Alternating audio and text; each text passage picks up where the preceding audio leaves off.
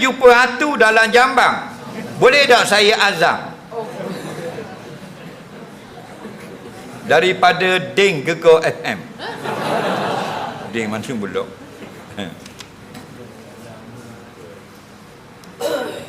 Nabi SAW masuk di dalam tandas dan buang air kecil.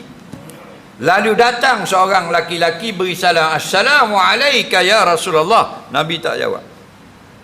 Kerana apa? Kerana memuliakan kalimah-kalimah azan.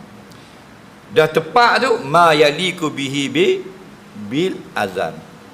Nampak? Tidak sabah, tidak layak duduk dalam jambang itu. Kita mengulang-ulang suara orang yang azan. Faham tak lagi?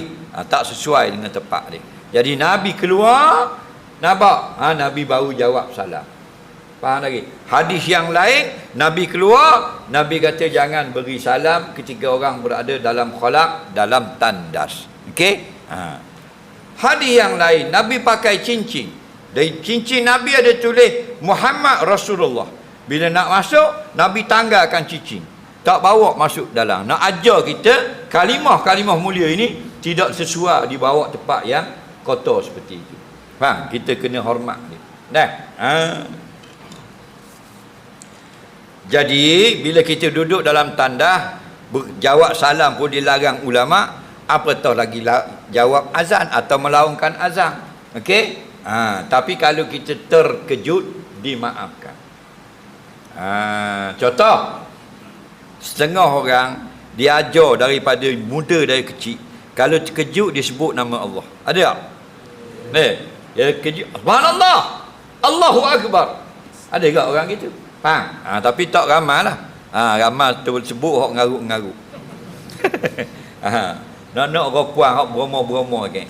Kalau kejut dia sebut benda. Spare part motor. Spare part motor banyak, ada magga, ada taki, ada firing, ada enda, ada metal, ada benda cover, ada macam-macam. Tapi exhaust ada tak? Disebut benda break. Ada tak orang gitu? Ada tak? Boleh dosa ke boleh pahala? Ada. Pasal apa dia sebut kejut boleh sebut dengar gitu? Pasal dia ajar dari muda. Betul tak? Break tu baik. Kena dengan taranum, dengan kokolah, dengan ifat hakikinya, dengan makhraj betul habis. Kenapa? Kerana dia latih. Allah bisa tegal biasa. Kalau dia latih dari muda, subhanallah, kejut ke periuk panas, Allahu Akbar, maka terbawa-bawa jadi darah daging. Betul tak?